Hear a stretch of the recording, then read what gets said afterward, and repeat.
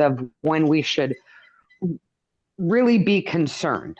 And I can't thank you enough for that, because a lot of other podcasts, a lot of other media is go out there and set your hair on fire.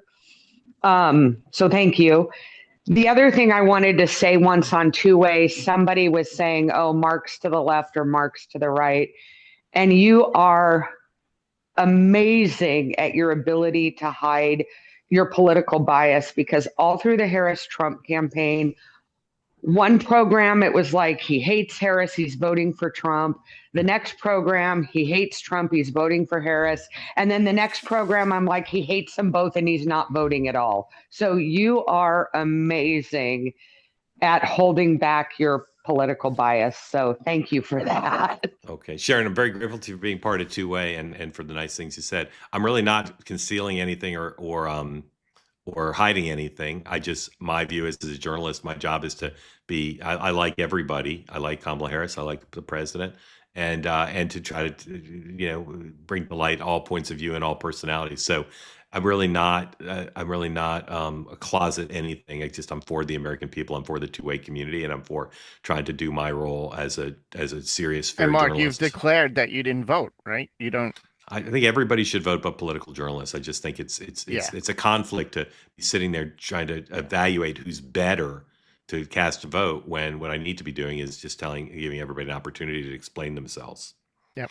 Okay, I'm going to bring in Daryl. Appreciate that. Thank you, Sharon. Thanks, Sharon. I'm going to bring in Daryl right now. Hey, Daryl, what's going on in Pennsylvania? Daryl from Pennsylvania. I said, what's going on in Pennsylvania right now? It's cold. Yes. Yes. It's quite cold. It's a quite cold early December. Usually it's not this cold. But anyways, I just wanted to say, hey, Mark, thank you so much for coming on. And I really appreciate the two-way platform. I often tell people, it's like, for me, it's like you can finally go to a bar or a place where everybody wants to talk about politics, when, like, in your normal life, that's kind of a rare thing for people who don't do it for a living. I got into politics, or my interest in politics came from actually watching Peter Jennings, ABC News Tonight, with my father. So I have like lots of early memories watching like important news events.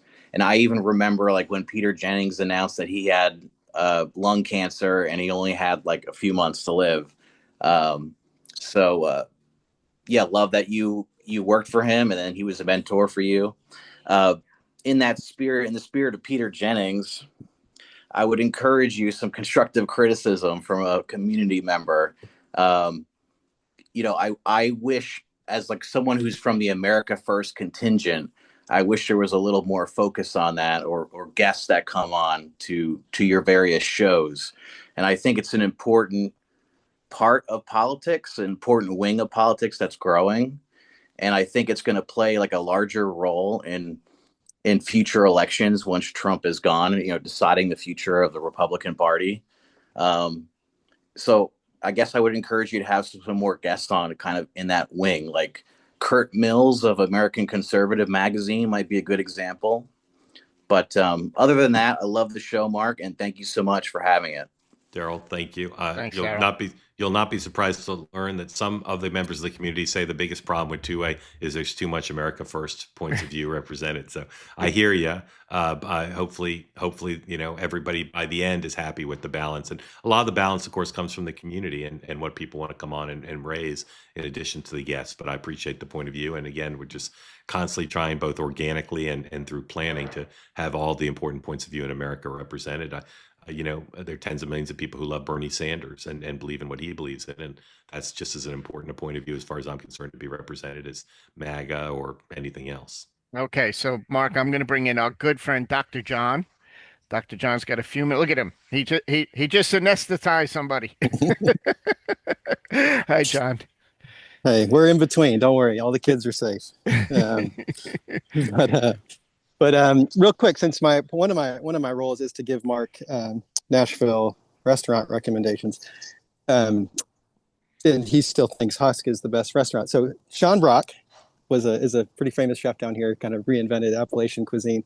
he went to Japan and found that the pizza in Japan was life-changing for him. He came back to Nashville.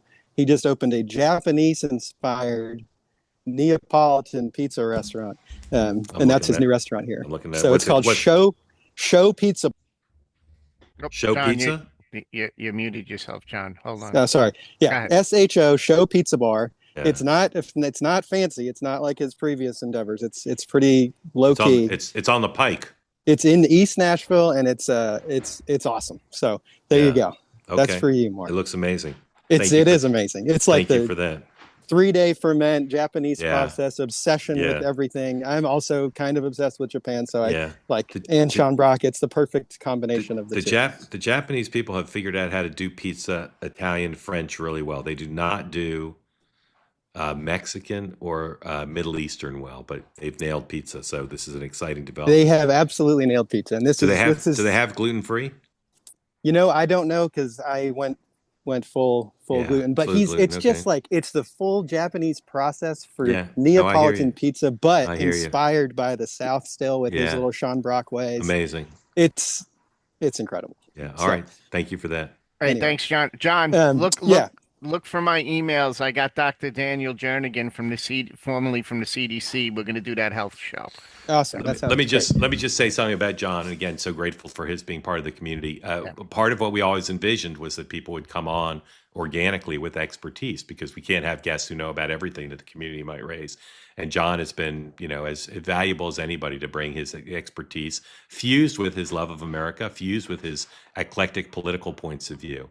And if you took just a clip reel of all John's appearances on the program and just put them all together, it's singular. There's nothing like it. There's nothing like it in American media, with the passion and knowledge and intelligence that he brings to the thing. It's incredible, and I'm so grateful to you for being part of it. And again, constantly thinking about other ways to make sure that we've always got a level of expertise like you bring to it. So thank you. Thanks, Mark. I think well, I'll just say quickly, like starting with, rather than like so much media and even independent media now, it's sort of become tribalized in a way that is still kind of sad. But I don't think most Americans fit neatly into either party. I just don't. And if I or anyone around me actually just said, here are my actual honest views on, pick a topic 1 through 20, they would not fit anywhere into either party at all. 100%. And I wish we could have more shows that start with, here is a person telling you what they think about stuff, rather than start with, here is the Republican point of view and the Democrat point of view, and here are the reflexive talking points from either side, where it's not only not where most people are, but it then perpetuates this myth that is the only option. And I know it's a pipe dream to have third parties. I get that it's not going to happen, but it's just like, I don't want to give up on the country. And so anyway, I was going to ask you, go ahead. I'll just say quickly, for all your medical expertise and your just gift of explaining medical things clearly, to me, just as valuable has been your contribution to the community and saying just what you said about not most people in the country not being dogmatically left or right or red or blue, but interested in the real lives of real people and how to have policies that can help families. So I couldn't be more grateful to you for that perspective, as well as your medical expertise. I appreciate that. It's probably a result of my own background. I mean, I've got on my dad's side, it's Irish and Ukrainian. My mom's from Guatemala. Like, I am all over the place politically, literally as far left on some issues as I am far right on others. Yep. And I think that perspective is not only valuable, but more common than we realize. Anyway, yes, sir.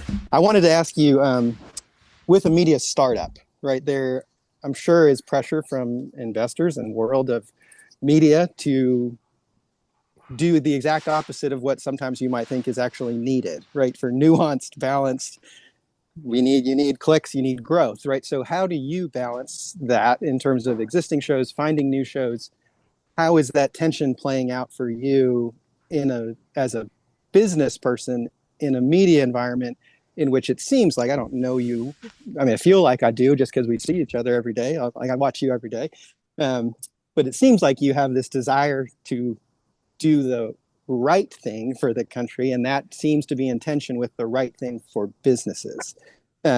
how do you go about that process internally and as a company? Yeah, I promise to give short answers, and I could talk about that one for 5 days because that's my life. My investors are very not just generous and thoughtful, but they're very much believers in what we're doing. They're not investing on clicks. They're investing on the premise that we can do well by doing good, that we can do high quality programs that appeal to people. Again, not just in politics, but in medicine and science and music and education, everything. So we have lots of ideas about how to monetize the shows. We have lots of ideas about how to make this a very successful business. We think it's going to be a massively successful business, and the pressure on us now is really to make the choices about how to execute on some of the great program ideas that we've come up with and people have brought to us. None of the calculations are, should we go downscale? Do we need to go downscale to make it successful? Our business model is not predicated on that. Maybe we'll be wrong, but I find that not just the people on here, but people across the country. Is there a market for Fox News and MSNBC? There is, but there's also a market for serious conversations that are conversations like no other, hour-long conversations and conversations where the community participates, where the guests are able to say what they think, and they can incorporate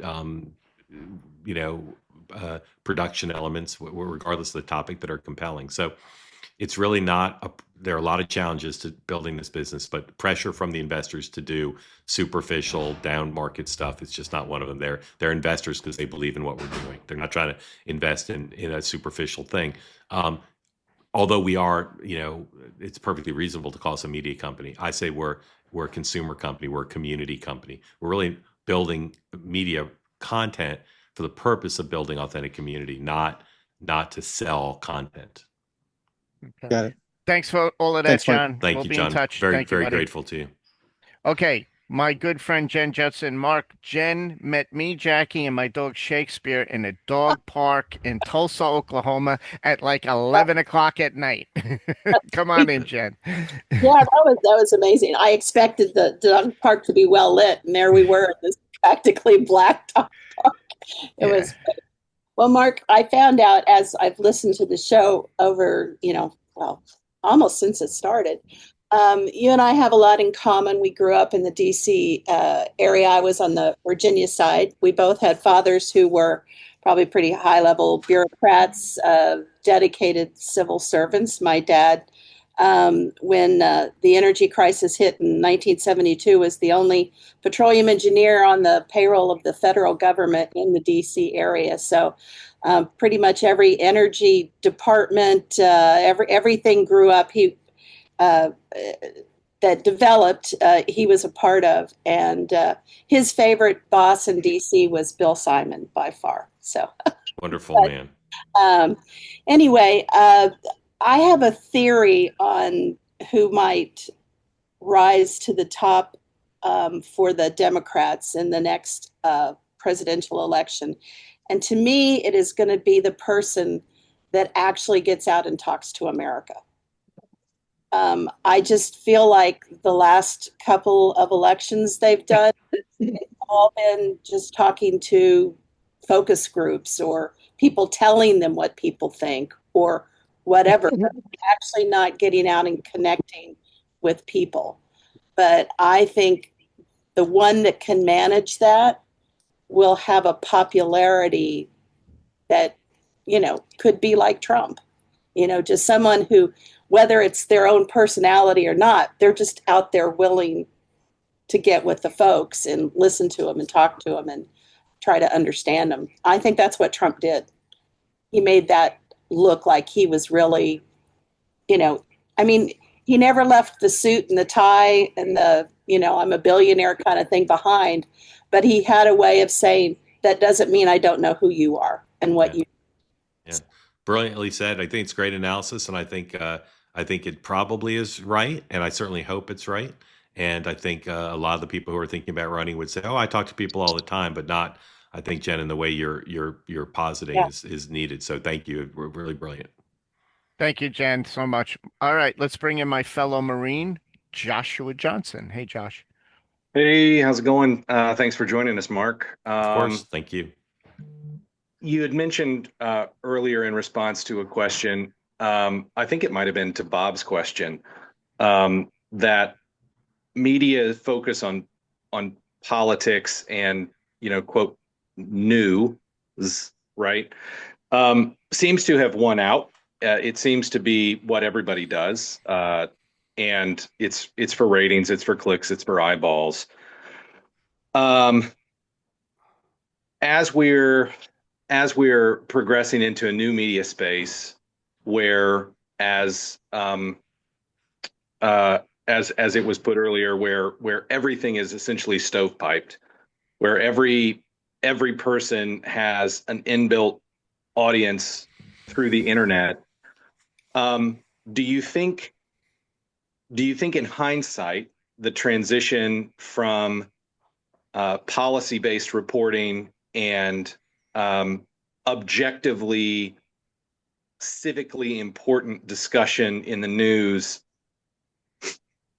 towards towards the clicks, towards the eyeballs, towards the investment and the money, do you think that's been a net positive, or and do you think that there's an opportunity for that to shift, understanding the bounded rationality of decision making in the present, understanding hindsight is 2020, but also seeing that direct thread from that sort of gamification of the news, that dopaminification of the news, to see what sort of politics we've got today? Yeah, a great question. Thank you. And again, I'm grateful to you for being part of the platform. I think you're slightly over glorifying, or maybe more than slightly, the olden days. There's always been a lot of superficiality in our media. So it's definitely worse, and it's not good, but it's not so far away from the ethos of what existed before. It's just digital allows, and declining market share allows people to make even worse choices. I think that I have high hopes for Barry Weiss. Hopefully that will work out. I have very high hopes for Two-Way. I think these other places are fighting a losing game because they're declining market share. It will continue to decline as they continue to do more and more superficial things in the search of what the algorithm tells them to do. And I'm hoping that there's more things that spring up. There's more good media today than there's ever been. It's just very difficult to find it. And it's very difficult for the places doing good media to stay in business. But it's up to the consumers. If the consumers love Two-Way, we'll continue to grow. If consumers say, well, I'd rather watch Fox or MSNBC, or I'd rather just be on Instagram and do one-way media, we won't. But I'm betting on the interest in long, serious, sophisticated, accessible conversations that build authentic community through participation in live video. And if I'm right, my colleagues are right, we'll lead a revolution in media, not just on the business side, but on the ethos of what it means to talk to people about the world. Yeah, and I think you are right, Mark. I really do. Let's bring in Wally Wood. Wally, how are you, my friend? Very good. Thanks for calling on me, Professor Kenny. Hi, Mark. Hey. I'll try and make this short because there's still a lot of other people want to get in here. But just a heartfelt thank you directly to you for the program, the Two-Way program, and giving us all a safe space, I guess, if you will, to come in here and listen to other people's points of view.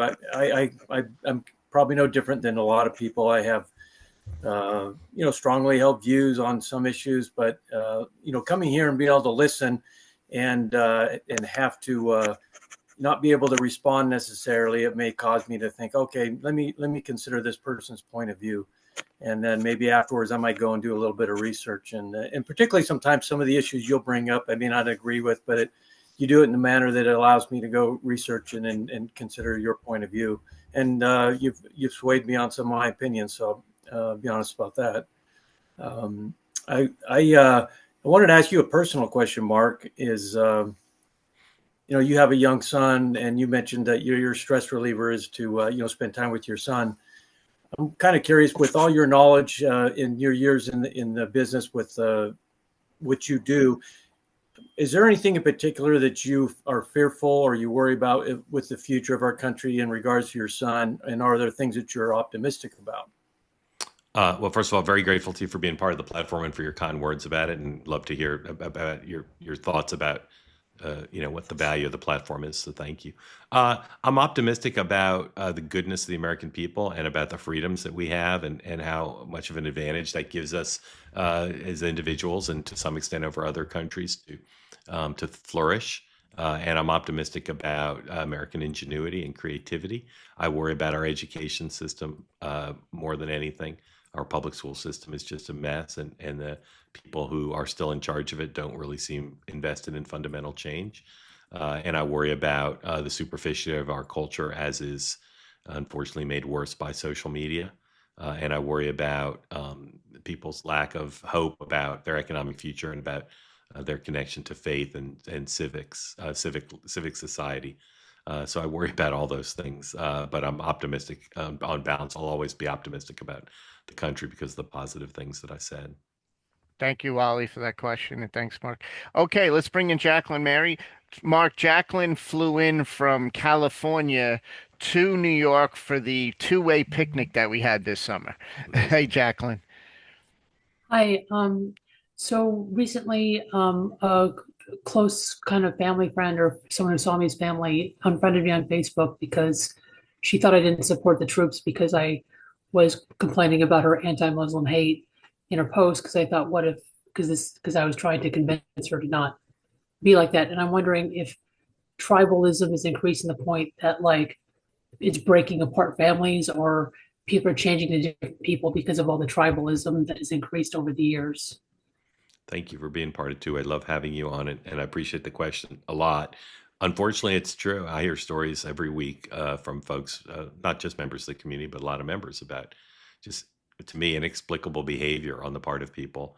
It exists very much in New York City, where I live, where although there are Trump supporters, people cut people out of their lives, or say rude things to them, or don't let their kids play with other kids because of expressions of political beliefs. Some involve around the president, but not all.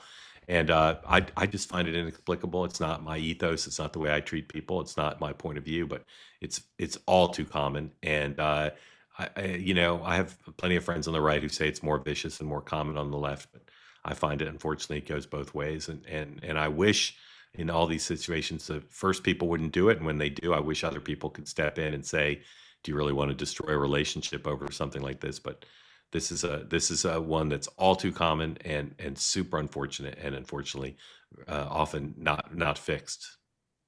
Yep. Thanks for that question, Jacqueline. Andres. So, of course, Mark, this is Andres Dobriansky. He's our resident Ukrainian info guy. So we rely, but he's worldly, so we love him. He gives us a lot of information. He sets us straight on a lot of stuff.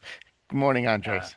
Thank you, Professor. Thank you, Mark. I hope you're loving all the love you're getting today. I appreciate everything you've been saying for the last 2 weeks about Ukraine. Your questions constantly about why this isn't being talked about more. I mean, that's a struggle I've had for 10 years of trying to get past the D block and the C block of getting Ukraine up further. But it does help me when I appear on Ukrainian television, because they constantly ask who's asking about these issues right now. And most I can tell them that people are asking why it's not being focused on more. So as well as your great Next Up with David Ignatius. I just wanted to share some love because it's Fun Friday. So I wanted to know, as Alan pointed out, that this wonderful group has come together, that we share so much time with each other. Was there ever a period since you started Two-Way and you saw these weirdos who constantly, shout out each other in the chat? Was there ever a period where you were like, wait, they're getting together at a picnic? Like, who are these people? Why are they doing this? Was there any anecdote behind the scenes of like getting to know that your community is growing together? And then if you want to add a Fun Friday, we tend to focus on movies with Professor Kenny. So if there's an obscure movie that anybody should see, what's yours? First of all, very grateful to all the nice words. I hope I'm making that clear. I just couldn't be more touched by it and more heartened by it. And it's extraordinary, because again, it's not the norm for people in media. So I'm very grateful for it. I'm a reporter, so no, none of the activity that occurs outside the four walls of the program is a surprise to me. I'm sure I don't know about every particular thing, but I know that there's quite a bit of it, not just this, but other communications that people have. And of course, I really don't read the chat, but I do glance at it. I see the level of familiarity and inside jokes, etc., that occur on a daily basis, parallel to the program. It's not a movie, and you may have heard me reference it before, but it's on my mind because you're the one who asked the question. If you haven't watched Oliver Stone's thing on Showtime about Putin, I really recommend it. It's the most revealing thing I've ever seen about Putin. It's just an extraordinary access, and I watched it again, not all of it, but some of it recently, and it's just if understanding Putin is such an important thing for anyone and any living person now, and I just learned a ton about him from that. Yep. Thanks, Mark. All right, folks, we got 4 more hands left right now, and we got about 10 minutes with Mark if we're lucky. So Sam Schul from Malaysia, the Gut Shot Podcast. What's up? Hey, Professor, thanks a lot. Hi, Mark. Hey. How are you? Very good. How are you? Great. I've been a fan of yours for a long time. You may not know it, but I was following you since you appeared on, I think, Morning Joe quite a while back, and I was you reminded me of when I was in school, and I was a big fan of Ted Koppel's Nightline. I felt that you had that even keel, and very impressive. And I followed you all the way. And when you started two-way, I was like, yep, I'm here. That's very nice. I'm very appreciative of the compliment. Ted Koppel would be offended, but that's okay. I was Sam Schul, you got a question? Yes, I did. I just want to say this, Mark. If you are anywhere near the neck of woods that I'm in, Kuala Lumpur, I'll take you around for the best food in all of Asia. All right. I look forward to it. That's my invitation. Okay. I appreciate that. Thank you. And again, thank you for being part of the community. Thanks, Sam. Okay, let's bring in our celebrity, Nicole Rios. She's got her own YouTube, Nicole Rios Opinions, right? Her own YouTube station. And Nicole's a great contributor. Thanks, Nicole. What's going on? Thanks, guys. Hi, Mark. Hey. So I wanted to kind of pick your brain. My voice is a little weird today, sorry, but I wanted to pick your brain just with what you know. I'm always interested in what's going on with the healthcare situation right now. And we have a couple of senators who are kind of like tossing some bills around. Nothing's going anywhere. I'm just curious if there is a senator or a group of people that were to get together to get something that could actually be passed or voted yes on, who do you think it would be? Well, we get back to the age-old problem of House versus Senate. For a while, the senators thought they should go first, and so they were working really hard. And often that is the way we break the logjam of the current, not just hostility between the parties, but the Senate and the House, where the House speakers have allowed the Senate House to be jammed by a Senate bill, even though they swear they'll never do it.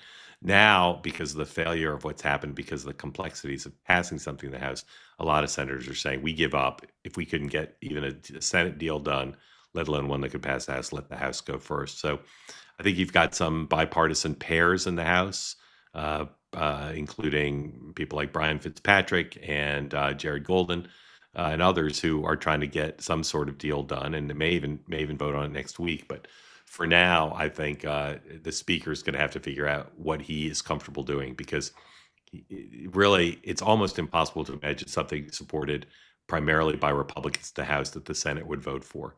And so he's going to have to find something a little bit more bipartisan. And the question is he able to do that from a policy point of view? And is he willing to do that from a political point of view? So I think a lot at this kind of rough time for him is on his shoulders to make that choice, because I think it's pretty binary at this point. And again, very grateful to you for being part of Two Way. Thanks so much, Nicole. Great question. Okay, let's bring in Ryan. Ryan's from the left coast. We love him. He's one of the smartest guys I know on this platform. How you doing, Ryan? Thank you, Professor Kenny, and thank you for the time, Mark. Thank you. I don't believe that this has been brought up, but speaking of horse races, who's in the top slot for the morning meeting at the moment? Do you have any favorites? Up to you guys. Yeah, we should all put in the chat or put whatever. In the chat who you want. We're going to keep trying people out. I've loved every day we've done in different combinations, and we'll do it next week and maybe into January. But really, just want to see who's comfortable, who the audience, who the community likes, and what pairing makes the most sense. But I think it's been great so far, and I've enjoyed the different combinations, and we're gonna mix and match next week. So I really don't know who it will be, but we're getting a lot of input, which I enjoy, and I would love to hear from all of you as well. Thanks for that Thank you, question, Mark. Ryan. Mark, before I call in Aaron, he's in his car. Is the plan to settle on two co-hosts like you had with Sean and Dan? Don't know yet. Yeah. Don't know. We were in the process of thinking about some changes for the midterm year in terms of format. Nothing revolutionary. The show will stay the show, but so it's kind of a simultaneous thing. In addition to all the other shows I'm developing, some of which I'll host, most of which I won't, thankfully. But in addition to that, we're looking at all the existing shows, and we were already underway in that process. So who it will be and sort of what the configuration will be to some extent dependent on these new things that we want to try. But it'll mostly just be to produce the fundamentals of the show, which is an hour long and day book and conversations about topics and community involvement. And so we'll execute on that regardless of what the actual cast and configuration is. One quick question before I bring in Aaron. Is Larry O'Connor a candidate, like time-wise? Does he have a time slot to do Monday through Friday? Stay tuned. Okay. So Larry O'Connor and Yamisi, if it was up to me. Anyway, okay. Let's bring in. Yamisi's very funny, very sharp. She's spectacular. I'll say this: whoever ends up being on the program with me will be very funny. I won't accept somebody who's not very funny. Yeah. Okay, so Aaron Wells is in. Hi, Aaron. Thanks for coming on. Hey, thanks. Hey, Mark, I got an email this morning that Daniel Cameron's campaign manager, he has a new campaign manager in Kentucky, so I didn't know if you knew that or not. I'm just super thankful for two-way. I saw you on Tucker, and it was so refreshing to hear someone just be honest in the media. I was so tired of, even watching a lot of the conservative media and so frustrated because it seems like nobody was talking about the things that affect our day-to-day life, and so two-way has been, has kind of brought me back from a lot of anger or frustration that I was having, because it's not just that we get to hear people say things that we want to hear. It's also that our side of things is heard. I don't know if that makes sense, but it's been really really super awesome for me. And then I'm busy all the time. We have a small business, and I feel like it's kind of taken over my life. And I was wanting your advice on how you handle your time with your kids. Is there anything that you do to kind of make it super special, or how do you make that happen? I know you're super busy as well. Put my phone away when I'm with him. And try to make the time as personal and focused as possible, and try to do some combination of what he likes to do and what I think we should do. Mark, I'm gonna never yell at him. Yep. Thank you, Aaron. All right. So our last hand raiser is our good friend Frank Campman, and Frank, you can finish it up. Okay. Well, thank you very much. Mark, I like your methods, and I like your attitude, and you always seem to be in a good mood, which is incredible given all the stress and strain of time shifting and everything like this. But my comment is, there's not a lot of left-leaning folks on the platform. Frank, I got to stop you there. There are. They're just not vocal, but there are. Okay. Well, now, what can be done so that they can become vocal and participate more? Because I think that's the whole crux of it. We suffer terribly from what is known as TDS up here. I mean, it's horrible. It's the way people are affected, and it affects every aspect of their life. Yeah. What can be done to increase that participation? Yeah, I work on it all the time. The main thing that can be done is people could stop putting smack in the chat about liberals. Well, then you can moderate the chat, maybe. We do to some extent, but some of it is not disqualifyingly negative. Right. But it creates an environment that turns a lot of people off. And then, try to everybody be more in the spirit of peace, love, and understanding when they're speaking, to not be so intimidating. They have a lot of not everybody. I don't mean to paint with the broad brush, but I talk to a lot of people who are on the platform who don't raise their hand, and they say they're afraid of being attacked. They're afraid of being attacked in the chat. They're afraid of being attacked on the program. They're discouraged by the dominance. So it's a little bit of a self-fulfilling prophecy. But it's a huge priority for me. I work on it literally every day. You've seen some Democratic guests on the evening show in particular, and we just have to break the cycle where people can feel like it is equally available to everybody. But I have a lot of data about who's on here and anecdotal. Well, they may need a safe space of their own or something like that, a it separate should be. program. It should be. Well, no, Yeah, I don't want that. I don't want that. It should be all together. And they just need to feel like they'll be treated equally. They will be by me, but they need to feel like the community will treat them equally. And there are That's people what the on safe here. space is. Yeah, I mean, I'll be frank, because that's what this is for. There are people on this conversation who I think would say, "Yeah, I wish we had more voices from the left on here." And then when the voices on the left come, they're not hospitable. And I think that's a responsibility. If the whole community wants this, we'll get it. But everybody's got to help me, because I know what's deterring them from. They won't even turn on their cameras, or they come in under assumed names, but they just want a place where they're treated equally, and that's what we're trying to foster. It's what I'm trying to foster. But they're members of the community. It's easily the biggest obstacle. Yep. Yeah. All right, I'm gonna sneak Carolyn in, and then that's it, folks. And then I'm gonna wind it down with Mark, and All then right, we can stay on I'll the be chat. fast. Yeah, I'll be okay. fast. Mark, I found you through Smerconish.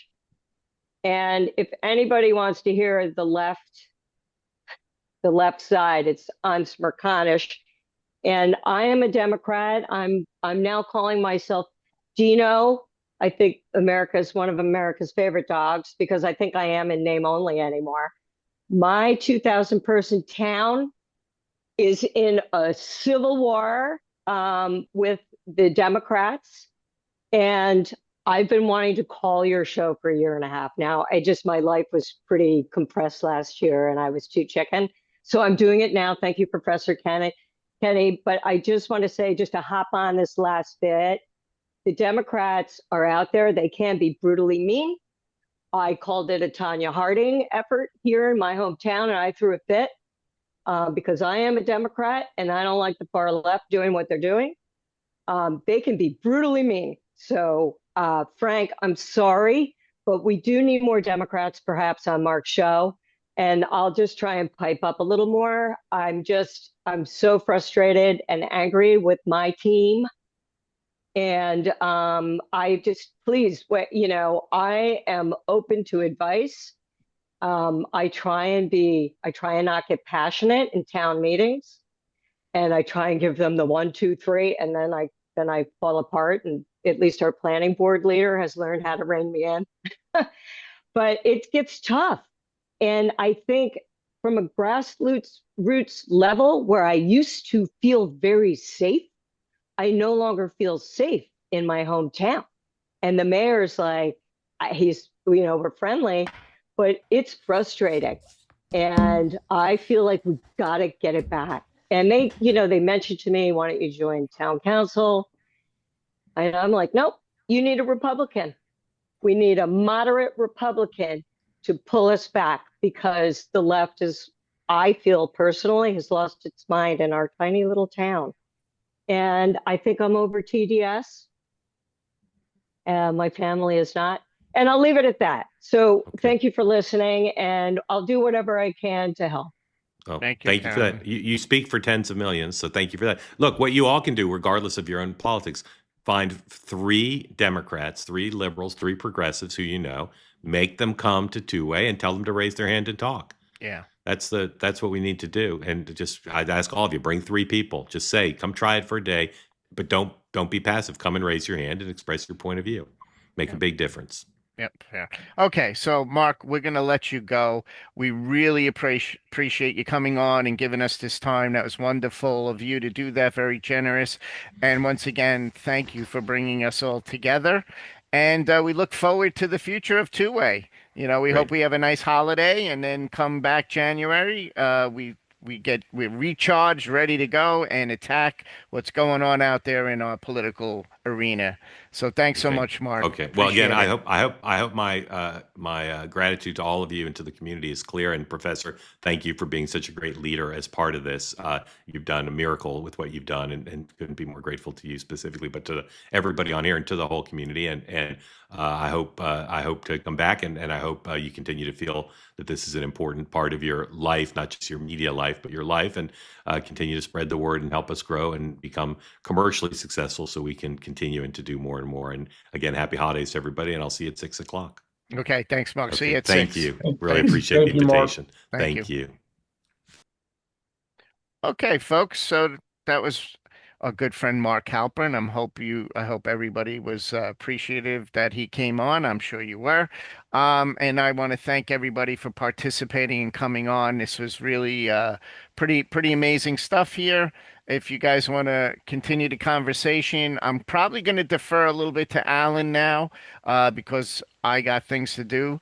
But I will be on here. I'm going to unmute Bob and let him come in, and Ryan, and you guys can, like I said, unmute yourselves, just that we still have a lot of people.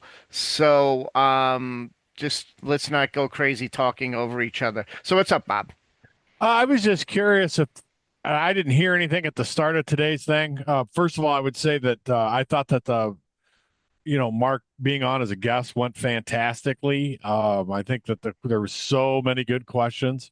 I think everybody made a super account of themselves. And no, it was just great. I can't really imagine it being any better. But having said that, I'd like to rewatch it. So is there any chance that this gets posted anywhere? Yeah, I recorded late because I forgot to check with Mark, and then I kind of slipped it in anyway. So I will post it on my Step Into Cafe Americana YouTube channel, but that will be later on today. And so I'll send the link out through the email, through the email blast. So you'll be able to watch. That would be awesome. And just one last question, if you even know.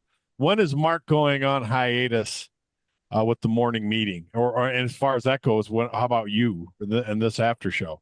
Yeah, so here's my plan. Okay.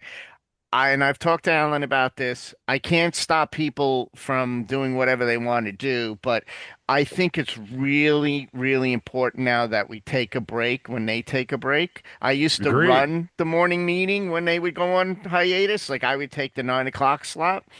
And I know we like to keep the conversation going, but I'm just afraid we're going to burn this thing out, and I want to keep us rocking and rolling. So whenever Mark declares they're going on vacation, what I'm going to do is declare a vacation. What I might do is do like one show during the vacation week, just so we touch base.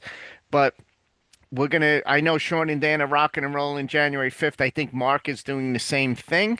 So, we will, we'll play it by ear, but I think we need to take some sort of a break because it just becomes too much after a while, and we need to come back in January recharged. So I think their hiatus will be till January 5th, if memory serves. Gotcha. Okay, thank you for that. Yep, you got it. Let's bring Ryan in. Ryan, go ahead, Ryan. Thank you, Professor Kenny. Great conversation. It was awesome to hear Mark's perspectives from the background. And I hope to do it again in the new year. Yeah, awesome. Thank you. Thank you for that. So what's on anybody's mind? Now we have no hands raised. Go ahead, Alan. I do have a recommendation if anybody cares to hear it when we have a second. Yeah, go ahead. Go, Bob. Well, somebody said something about obscure movies. I think it was a question directed towards Mark about obscure movies. Yep. And I recently ran across something, and Professor Kenny, I'm going to guess that you know about this, but I sure didn't. In fact, I'm struggling now to remember how I came across it. But it was about Sean Connery, who, of course, everybody associates with James Bond, probably the first thing that pops to mind.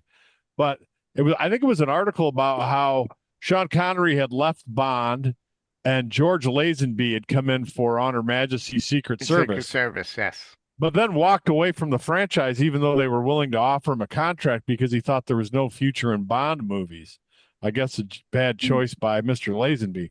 So, but to get Sean Connery back, they paid him something like £1 million salary that was unheard of for Diamonds Are Forever, but also promised to fund 2 films of his choice. And the first one is a film called The Offense. The second one was never made. So I'm going to focus on The Offense, which, by the way, is free to watch on And that's Tubi. a brutal movie. Oh, yeah. This is why I'm recommending it. By the way, maybe you should wait till after Christmas. This is not a holiday film, okay? But the reason that I'm bringing it up is, I mean, it is so dark. Sean Connery plays a career, sergeant or whatever, investigating sex crimes and molestations and child rapes and things like that. And it was based on a play, but the acting is just off the charts. It's also part of probably a little known collaboration, or lesser known, let's say. People always cite, for example, James Stewart and Hitchcock, or Cary Grant's films with Hitchcock, or James Stewart with help me out. Who's the Anthony Mann, Professor Kenny, that did all the westerns? Which I'm a huge fan of all those. But lesser known is Sidney Lumet and Sean Connery, who've done 5 films together. Mm-hmm. And I'd seen The Hill some time ago, which I would also recommend. But again, I want to focus on The Offense. If you want to see Sean Connery's acting chops, apart from Bond, apart from The Untouchables, and believe me, I like all those movies too. Don't get me wrong, but this is a movie that is must see if you're into Sean Connery at all. And again, I would just say maybe delay it till after Christmas because it's depressing and dark. Yeah. Yes, it is. But it's still good stuff. All right, Vincent.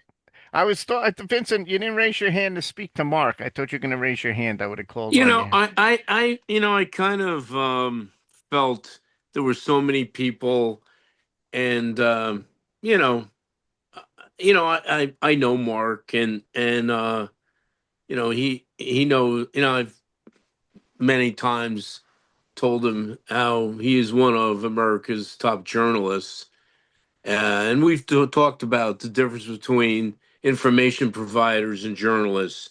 So I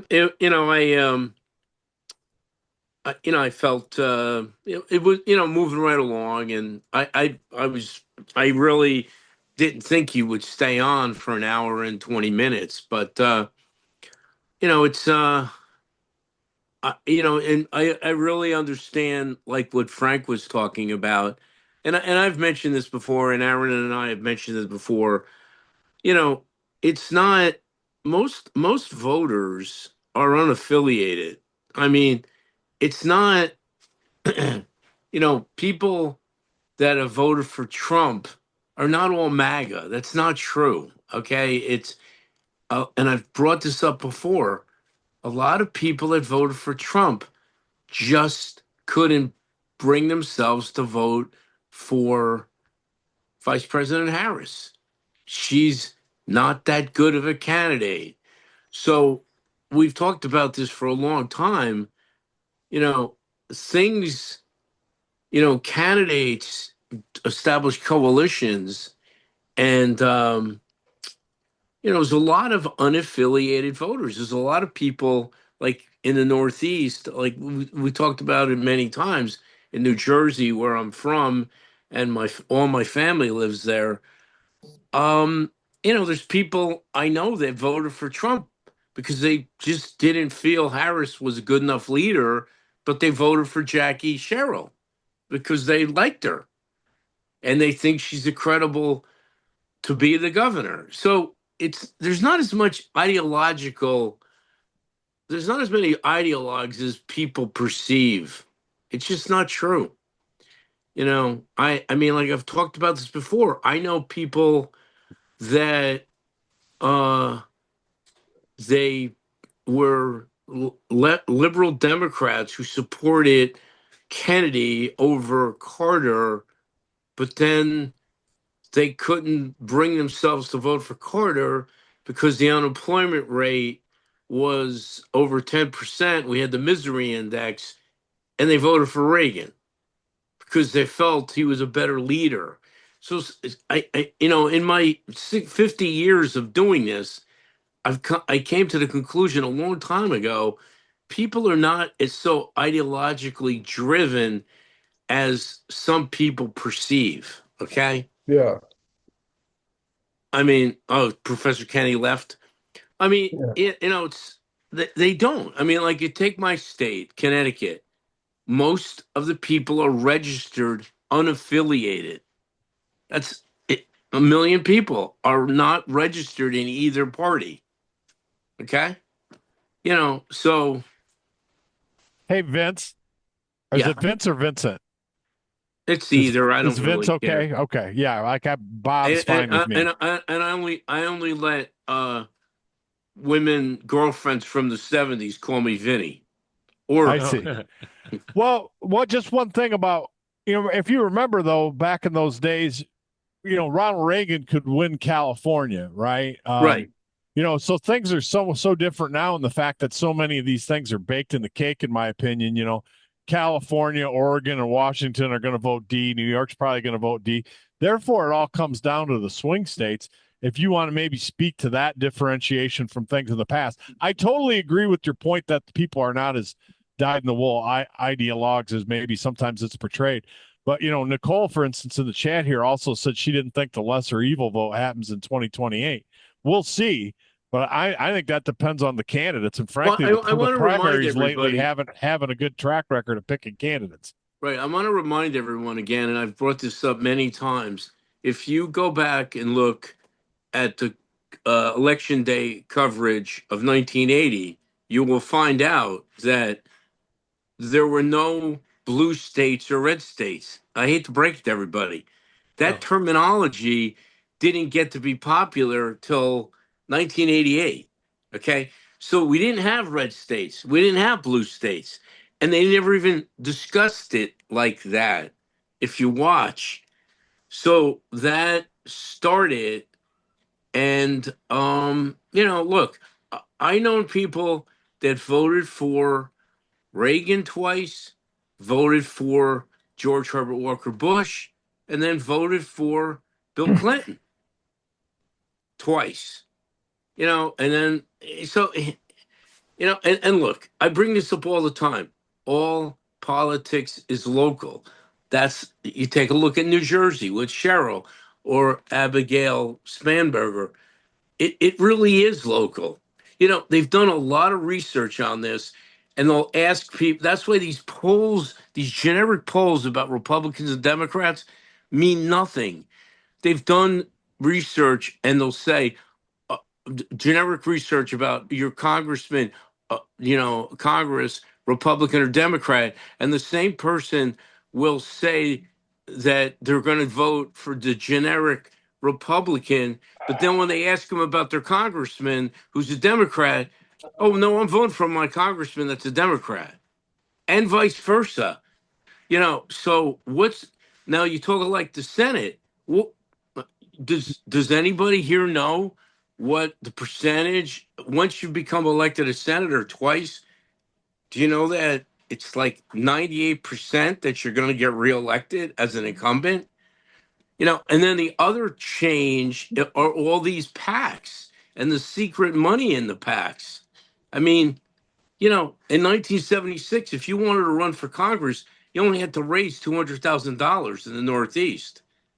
Well, now in the Northeast, if you want to run for Congress, you got to raise like $10 million. So Yeah. the money has really distorted the situation. It really has. Yeah, I would agree that money has definitely distorted the situation. But Vince, I got some hands up in the queue, so I got to get to them. Appreciate Thanks. the perspective. Josh, what did you want to bring up? Thanks. So first off, I want to say that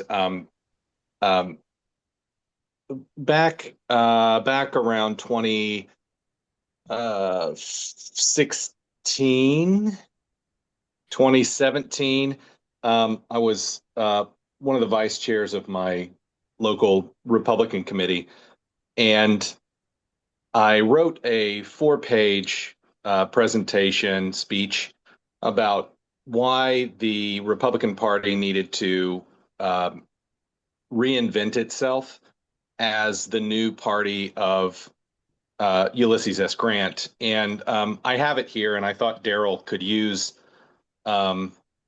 could use that. So I'm going to take about 20 minutes, and I'm going to read that presentation for Daryl. Now, of course, I'm just kidding. I'll comment. I think Sean Connery had a fantastic run of movies through the 90s. Like, he had a great run of movies through the 90s, man. And did I have anything important to say? I don't think so. Or if I did, oh, hey, who's going to the party tomorrow night? Here, let me unmute some people. Is Deborah still here? Sadly, I can't come. I'm sorry. Luke's in China.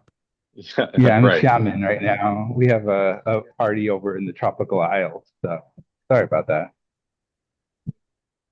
Are you going up, Alan? Oh, I did. By the way, I did remember what I was gonna say in response to Vince. It seems to me so Vince stated the proposition that most voters weren't ideological voters. I suppose it depends on your definition of the word ideological, but it seems to me from my observation and my experience, as small as it is, with campaigns and with political outreach in the political process, that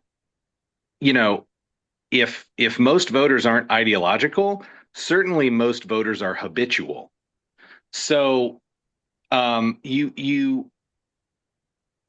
typically when the campaigns go out, they're always like turnout campaigns. Most places don't see a whole lot of sort of swing voter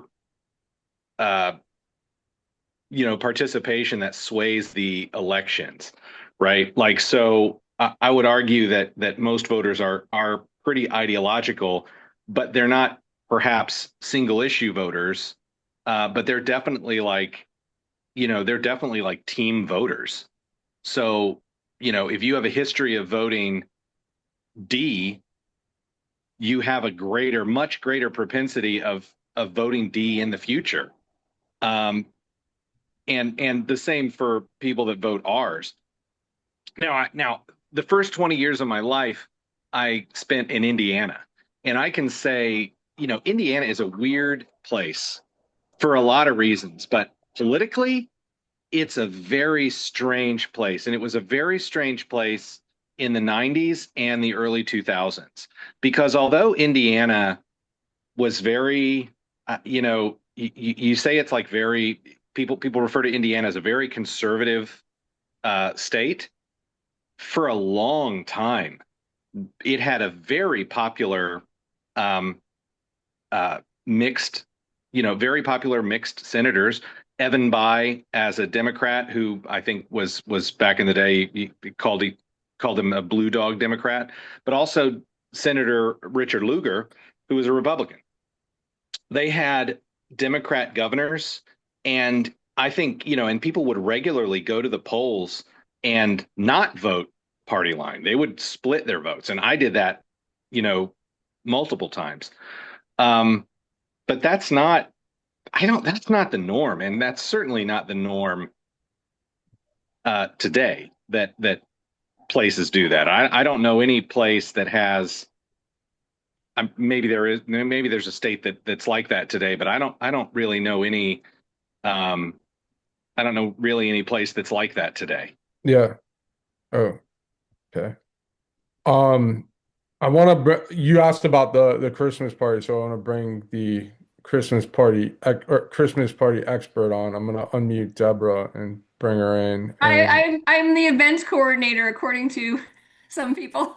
Well, you're the one who's sending out the Yes. Eventbrite No, And I so, am. No, I am. No, yeah. no, no. But it was sweet. There was other conversations about having things for the midterms, and I was like, okay, I guess I'm the social chairman. So we do have a slight, I don't know if it's a wrinkle. We are having the event starting at 7 p.m. at a restaurant called Sweet Linda. I'll post the link for registering. I think probably most people have registered already. It's located in the East Village. It's actually co-owned by Max Crespo, who is one of the two-way sort of regulars. However, I found out like a day or two ago that we have space at the venue till 9:30 p.m. and then we have to kind of go somewhere else. And so I do not know if we will know what the somewhere else is. There's a lot of bars, a lot of restaurants, there's a lot of activity in that area. So what I would say is aim to come on the early end for sure, where we know we can all congregate in that very sweet space. I went down and visited it. It's a cute place. All sorts of interesting cocktails and other beverages and such, plus food. And then we'll have to see. I don't, again, this was sort of told to me just extremely recently about this time. I thought we could just go till all hours. So that's the story of it. There is when the Eventbrite, and I'll send the information again because Evan asked me about it before. For those people who might be driving, there's not a lot of street parking. It's a very busy area, but I noted several blocks where there are parking garages. So I'll send that information out again when I do an update so you can take a look at that. But any of those are probably within a couple of blocks to a block from there. It looks like it might snow, rain. I'm not sure around maybe 8 p.m., but I have a feeling it won't be that much accumulation. So I'd say be warm. It's been in the 30s here during the day, 20s at night. So it's chilly. Any questions? Yeah, how many people have signed up on Eventbrite? Well, so this is a very interesting question. So we have 34 people. However, half of them I do not know who they are. So I did not publicize this. It's not set up as anyone in the public can kind of sign up. It's so I don't know if these are people who they'd have to at least be in the Zoom because I did post it on YouTube a couple times, but not that many. So I honestly don't know. It'll be very interesting. And some of them are bringing like a plus one. So there's 17 people. I recognized their names. And so we'll see about the other ones. I would say, Deb, that we'll probably wind up with about 15 people, 14, 15 people. Because a lot of people, you get people that sign up and then they don't show up or whatever. So yeah, and there might be people that didn't. Like, for example, Batya. Batya is like maybe, but she didn't register. Dan's like maybe, and his wife, right? Yeah. Like they didn't register. So yeah, that might be where we and, end up. and like I'm sorry I stepped away, but don't worry about where we're going to go afterwards. We might stay there if the you check the place out. So is there room at the bar or no? Well, I think we're going to be at the bar in the first place. I mean, No, I think he's putting us in the back. I don't know about a back. I never saw a back. Oh, okay. I don't know what the back is. If there's a back, then great. I didn't know he's got a 9:45 party coming in. That's why he's got to cut us off at 9:30. Okay, well, if we're at a separate place, then yeah, we could be at the bar. I thought we were going to be at the bar in the first place, so that's. Yeah. No, okay. if let's say we're in a separate room, is the bar big enough for 15 people to hang out? Oh, you saw the picture. That's the bar in the invite. Yeah. It's well, tight. listen, around that area, there are so many bars and stuff. I'm not worried about it. That where we could walk a block and we'll be in a bar. So I'm not. Can I? While we're doing business, can I put your cell phone number and then mine for people to text if we move, so they know where we moved if they need to know? Let me see who's in the chat. Let me see who the crazy people are. On the Eventbrite. Not. Yes, you can put my phone number. That's fine. How many stalkers are in the chat? Yeah. No, of course.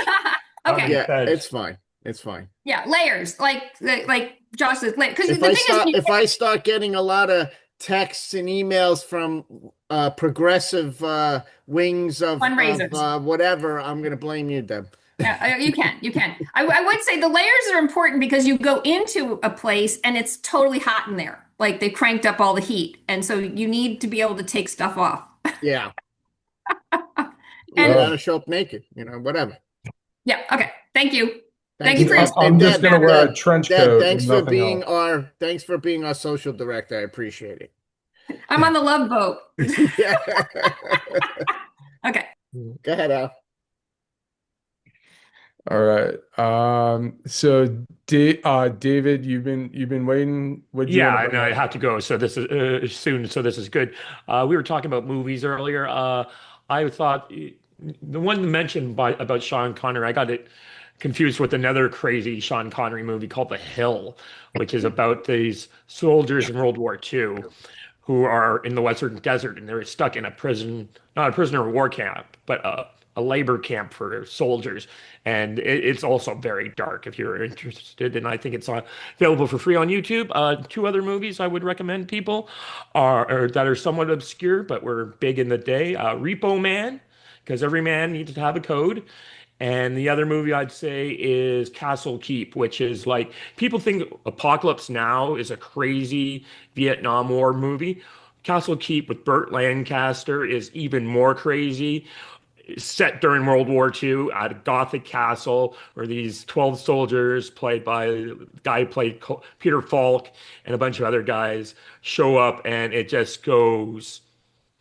It starts off, you think it's very conventional, and then it just turns into this weird, insane asylum at the end with fire trucks storming a Belgian castle. So I do recommend those for people who are looking for obscure movies.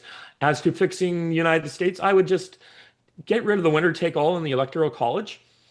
Leave the senators as winner take all, but all the congressional districts I would free. And then you wouldn't have to be fighting for 6 battleground states. Any candidate would have to campaign across the entire country because every district would be in play as opposed to just the 6 battleground states with the narrowest of margin switching. I think that would probably be the best solution to bringing down the tone and forcing people to go back to the center. Thanks. Thank you, David. I know Lily wanted to ask Professor Kenny something. It looks like he's Hello. working on camera.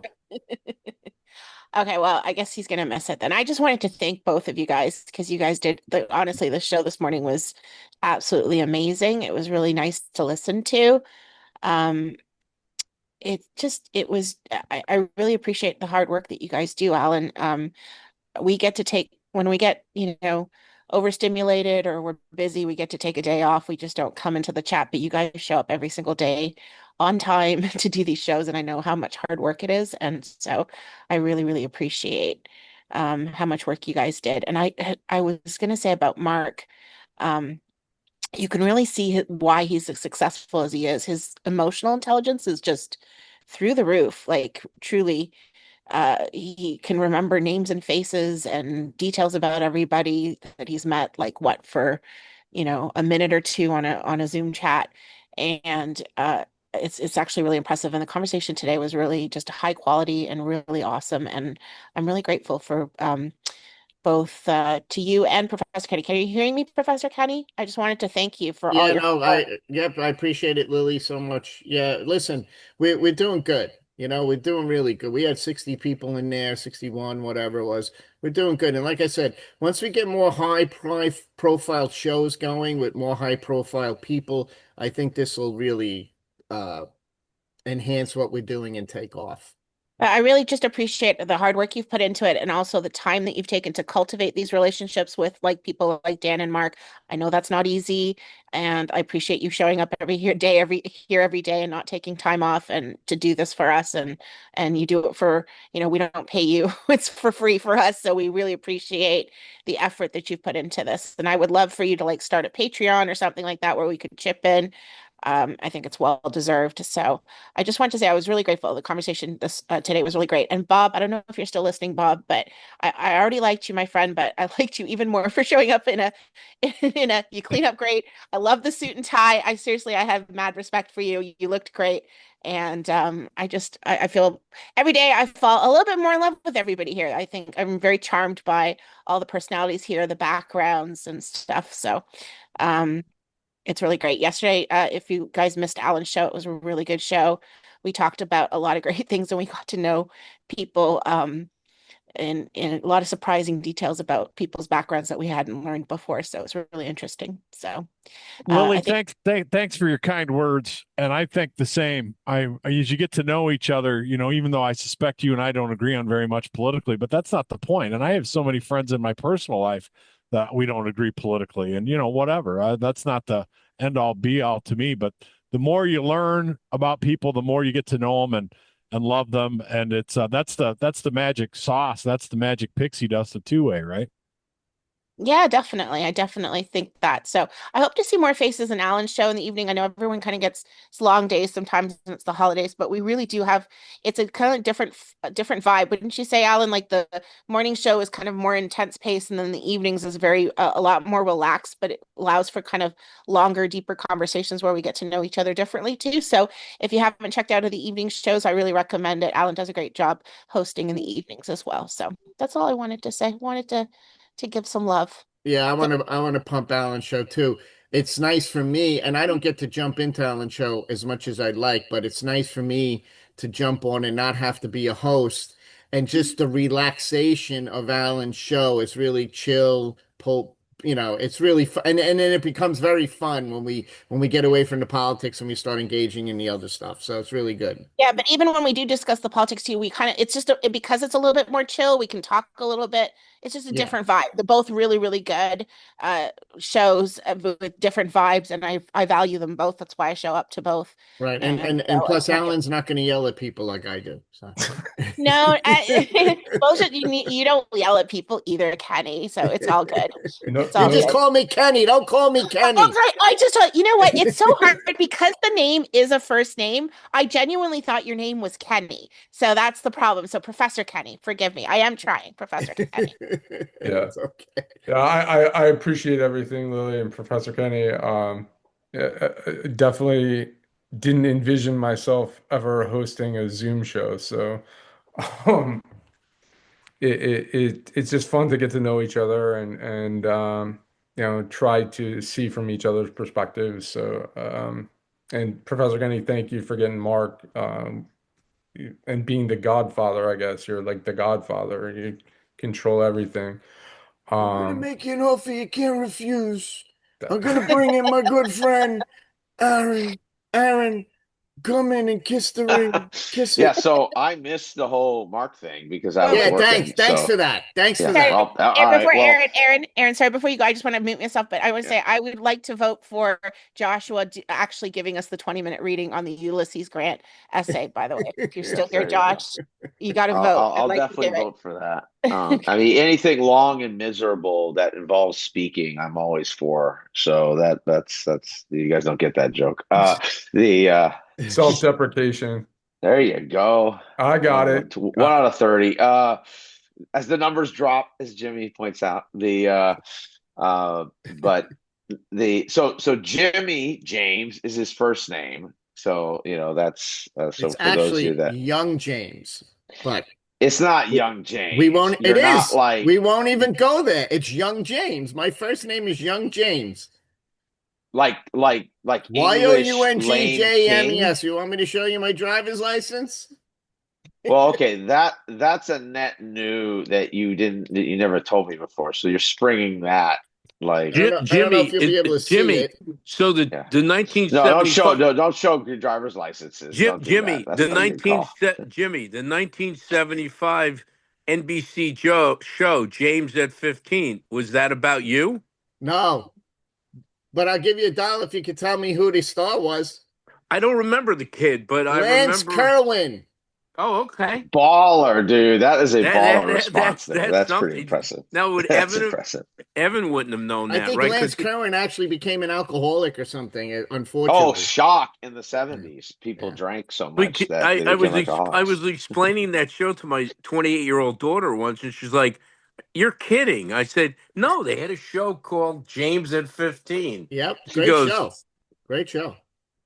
"What was it only on 2 seasons?" I think it was 2 seasons. And the show that stands out to me was he got a girlfriend, and it was all about them having sex. Yeah. And the whole focus was whether like the consequence of having sex at 15 is will she, like the first time you're ever going to have sex, she's going to get pregnant or you're going to get a venereal disease. Meanwhile, they've never had sex before. Yeah, it was the craziest thing. But it was a great show. It was. It was a very good show. You're better than Turn On. I don't even know what that was. That was the show that was only run on do. Yeah. Yeah, that only run one episode. It was so the executives from NBC saw it and they said, "We're canceling it." It was canceled after one show. It was a famous flop. It was an attempt to recreate Rowan and Martin's Laugh In on a different network, and that was before my time. But just in my pop culture reading, somehow I'd run across that and did a little looking into the old Turn On show. So I know what you're referring to, Vince. There you go. So I grew up in Southern California, and there was a legend. I argue you could draw a straight line from him, not just to Trump, but everybody, which is Wally George. So Wally George, for those of you, if you don't know, you just have to go down the Wally George rabbit hole. I recommend that over the weekend. I know I gave that to Alan maybe 3-4 months ago, and I'd like to one time hear his, if you did that, if you ever research that, Alan, just what your opinion is. So there's never been and never will be, it's impossible to have a show, maybe on Twitch. I don't even think you could do that there. That was as insane as Wally George. So he would dress in a full Uncle Sam pinstripe suit every day or every other day. He would have shows that would have police detective, police officer, social worker on one side, John, prostitute, and pimp on the other side, and then an audience that would be split. Basically, the audience was split 3 ways, 4 ways sometimes. International people that they used to run around to trick to come to the show and say he wanted to be on TV, thinking it was like a normal American TV show. So you had all these international people there, had no idea what the hell was going on. Radical Christian conservatives in Orange County, college kids, and I got in as a high school kid because it was like a thing to do. And then a 4th group was like normal people who were just like, I have to do this as an experience, Southern California. So you just had like, it was like a food fight. And it was on like a local channel, like 56. It couldn't be on regular TV. It could be obviously on mainline TV. And so I would recommend you guys go down a Wally George path. You will be shocked by and probably, well, I don't know, you'll be whatever. But I grew up and it was on, it was like it was a pretty regular show. And a little side note, Wally George was the father of Rebecca De Moray, the actress. Oh, wow. And so yeah, it's so there's a whole family of performers, and there's just nothing like it. And just go on YouTube and look for reruns of Wally George, and it was insane. And as a kid in junior high and high school, it was I mean, there was nothing like this. And this preceded all of those late 80s, 90s, kind of what were those shows? Those like bad Oprah shows, right? That were like, they would have family members yelling at each other or whatever. Yeah. The Wendy Williams, Phil Donahue. Well, not No, Phil. Phil Donahue was good. Whatchamacallit? Springer, Jerry Springer. Jerry Springer was a prototype. Hey, don't forget my boy Geraldo. Geraldo, he got he hit was with like the that chair too. and broke his nose. Martin Downey Jr. for a minute. So all those shows came after Wally George, right? And what you would see is once in a while you would see Geraldo there. You would see these other people there. They were figuring out, like, this was their Silicon Valley. They were figuring out like will this actually work, right? And I'll tell you, it was the wild. And what was so cool about it is every they filmed in this funny little studio, no, not little, but like medium-sized studio in the northern part of Orange County.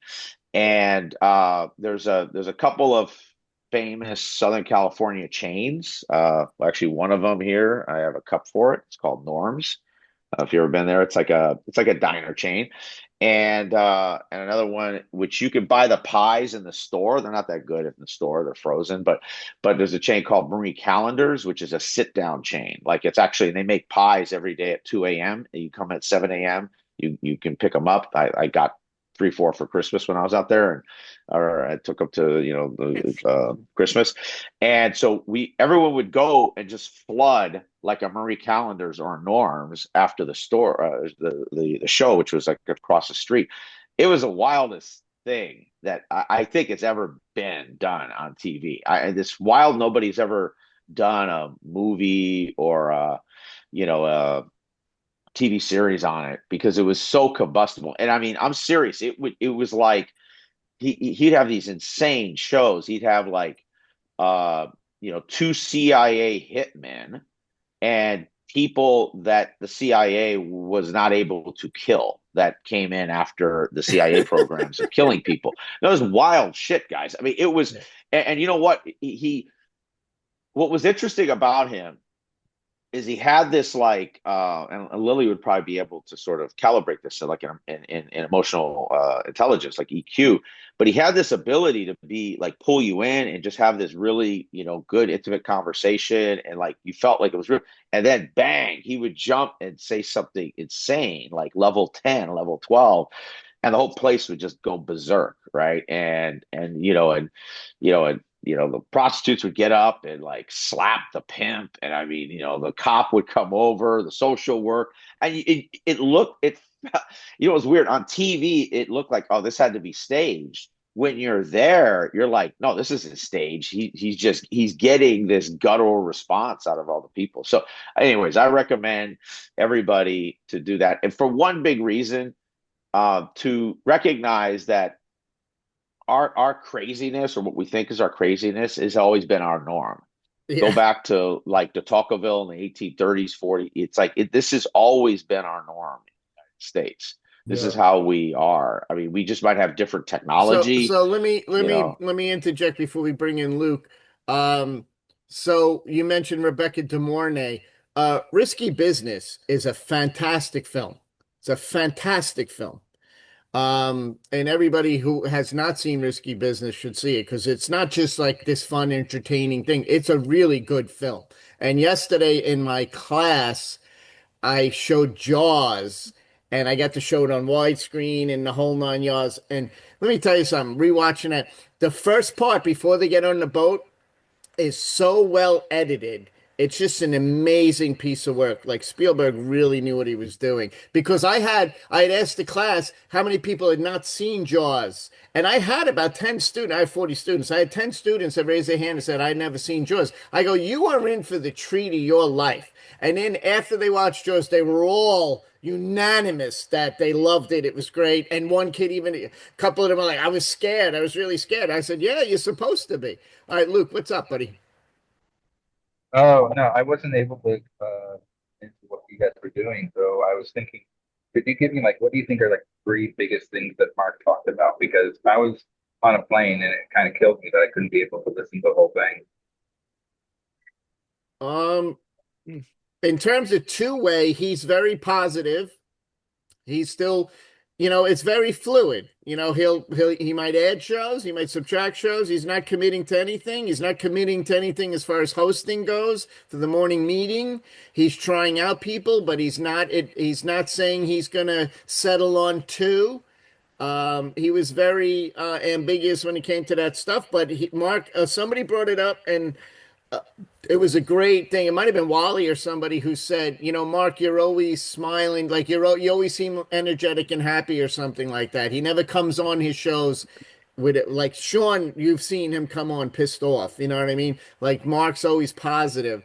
So he had a very positive spin on two-way. He also addressed, Frank asked about the fact that there's not enough liberal Democrats on the show, and Mark addressed that, answered that.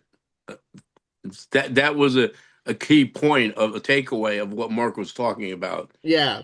Frank brought that up, and Mark's like, no, there's plenty of liberal Democrats on, but they don't raise their hand, and it's our job as a community to try and encourage them to speak up. So that's what you miss, Luke. Um, And oh, I just want oh, to and the let racial Luke know slurs, in the the many, many morning racial meeting. slurs. I'm sorry, Luke. Oh, and the racial slurs. I missed the racial slurs. Sorry. What racial Oh, slurs? I know. I heard I heard that Mark was giving on the racial slurs. I'm just joking. He put a Oh. joke in the chat about that. Oh, okay. I'm sorry. No. No, the one thing I wanted to let you know in the morning meeting, Larry was co-hosting the show and doing epic smackdowns in the chat. So that was pretty fun this morning as well. I'd be interested. Somebody put in the chat here, Michael Davis, because Sean or Mark did address a little bit, Dan and Sean's leaving. If somebody wants to maybe frame how he put it, he definitely didn't emphasize any negativity and said it was kind of an amicable. He didn't use that word, but He just just said it was time for them to. They reached the time for them to depart. That's all. a natural to parting part. of a natural parting of. Actually, my take on it is Mark has heard politicians for 40 years answering hard questions, and he did what a politician would do: keep it positive, not answer the question, and kind of move forward. So, he Yep. wasn't gonna touch the whole financial question. He was very positive, and he kind of didn't answer the question, which Yeah, is but here's the big difference. Dan wouldn't address it, but praised Mark. yes, Mark had nothing to say about Sean and Dan. So that's there's true. You're right about there's that. some hard feelings there. To be fair, though, I mean, when Dan was on, he had just kind of left, and now it's pretty clear that theirs is a competing show. I guess is the best way to put it. They're a competitor moving forward. So I don't know how to read that. I mean, And Luke, I asked him, Luke, I asked Mark about that, is he concerned about them competing against them? And he says he doesn't even think about it. He's got too No, many you other want me to things give you worry about. Mark's direct The answer? standard deflecting answer. No, he I don't said, even, I have two. This was his answer. I have two ways a day. I'm on yada yada yada, and I'm so busy. I really don't have time to think about that. Right. Which is a great answer. Yes. Right. He was pretty smooth. He doesn't get rattled. He's good. He's a pro. He's a pro. He's a pro. And listen, he's a journalist. he does really appreciate this community. He just wasn't doing it because Dan Turntine did it. You know what I mean? Like he really does, and he knows all of your faces. He knows who you people are. So, and he thinks this is going to be a big deal, going forward. And I appreciate his positivity. So, yeah. Anybody else? Unmute yourselves if you got things to say. I have a Go quick ahead, question. jump in. I'll let Richard go. But just my quick question was, did he address the Loomer and all No, we that didn't get into stuff? that. We didn't get into that. Okay, I'm just wondering, just because to me that was I have a part of question. the break. Did you pre-plan to ask those questions of him? Because you told us to avoid that whole subject, and then you asked him, Professor Kenny, did you kind of okay that with him to address the No, I issue didn't. that way? Okay, and I didn't go over any ground rules with him at all. What I did do was when we did the pre-show before I let you guys in, it was me, Alan, and Mark, and I told Mark exactly how it was going to go. I said we're going to address the elephant in the room. I wasn't specific, and then I told him I'm going to ask him a couple personal questions that are light, and then I'm going to turn it over to Alan and then the community. And he was like, Okay. okay. He was okay with it. Yeah. Okay. I was surprised that we touched that topic, but I thought that he handled it well and discussed it well. I mean, it's having, had business and had these kind of issues myself in business over the years. My business mentor used to say, show me someone who doesn't have problems in business and I'll show you someone who's not in business. And so it's always what I remind myself when I go through this kind of stuff. It's kind of normal things that happen in business. And I thought he was, very professional about it, as I would have expected. So, And by the way, and I'm sure some of you know this, those of you who've gone on to Sean and Dan and Rachel's show, because right now it's just a YouTube chat. Those people are horrible, and they blast Mark left and right. So they're disloyal, ungrateful, whatevers, and if they love Sean, and Mark and I mean Sean and Rachel and Dan, I have no problem with that. But their ungratefulness towards Mark was not cool, I felt. So I mean, those same people are also blasting Dan and Rachel in the chat too. It's like and it happens on both sides, right? But that side, because it's a mostly right-wing crowd there. Yeah, any And by kind the of way, they're dumbasses. No offense if any of you are those people, but like they don't control. I read the chat. There's nothing substantive in there. no, It's grievance. Yeah, go ahead, Nicole. Go ahead now. Did anybody stick around to see how them questioning at Yes, the I end did. went today? I watched it. So what they did was they posted the questions in the bottom of the screen. Okay, and who it was that, so whoever their moderator, behind the scenes moderator was, did a cut and paste, and then they addressed the questions. But it was only 3. Do you feel like it built engagement? Yeah, I mean, listen, if that's the way they want to go, that's not going to work. They got to do a Zoom or whatever. So, but The YouTube chat is a cesspool. oh my God. It's not even, I mean, it's not worth it. Yeah. It's absolutely not worth it to engage. It sucks that you can't. It sucks that you can't like follow a thread either. I like the way that Zoom keeps it in threads instead of you just trying to keep track of stuff going everywhere. It's very hard to stay engaged in it. I know I sound like shit. I'm sorry, guys. I It's getting better. unpinned everybody by accident. Richard, what's up, buddy? Hey, Jimmy, I was wondering if you had any insight on Mark mentioned about some new future programming. Has he given you any insight as to what that No, might be? I have no information. Zero. Like I said, Mark seems like he's just going to keep everything fluid. He's not, it's not, like the way he presented everything, he's been in this over a year now, but it seems like he's still going to keep firing away until he till things work. Keep throwing the spaghetti up against the wall till it sticks. So, Professor Kenny, Yes, sir. Name the 3 biggest breakups in the entertainment industry. 3 biggest breakups. You mean like relationship breakups? Yeah. Okay, one's pretty Angelina obvious. and Brad Pitt. I'm talking. Well, this one, it was the biggest of all time in 1956. There we go. Which Liz Taylor one are we talking about? Eddie Fisher? Dean Martin and Jerry Lewis. Oh, there you go. That's right. Number there one. you go. This is a Good great, one, it's a great documentary. You got to Good understand, that was so big Yep. that every magazine, everywhere, that's all people talked about. And then when Sonny and Cher got divorced, she stayed on the air. And then ratings weren't good, and then they brought him back after they were with separated. Greg Allman. Yes. Yeah, there's a fantastic documentary called that Dean Martin, which is I think it's on Netflix, and it just goes into this. It really goes into the chronology of how how Jerry and Dean kind of built their thing in the 40s, and then how Jerry just kind of went all, like he went all apex predator on him, and just basically, obliterated him, and how Dean, and it really, I mean, they were like best friends, right? And families and everything integrated.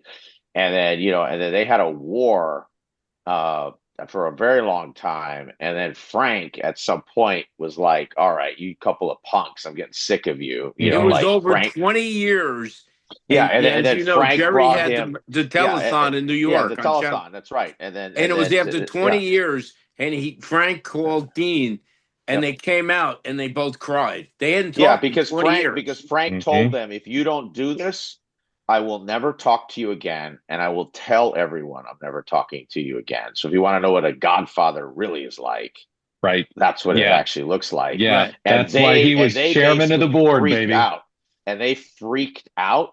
And of course their families were already like, we're sick of you, because basically the families were like, you guys are lame, separate from each other. Not like you had to be together as like an act, but like separate from each other as friends. And you're taking it out on each other's families, right? On your own family. You're drinking too much. You're just, you're miserable.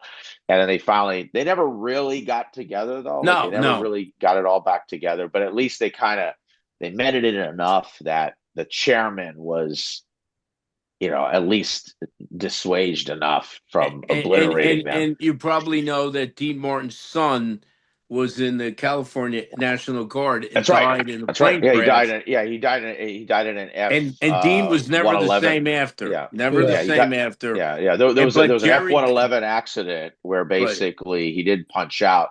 So there's a famous run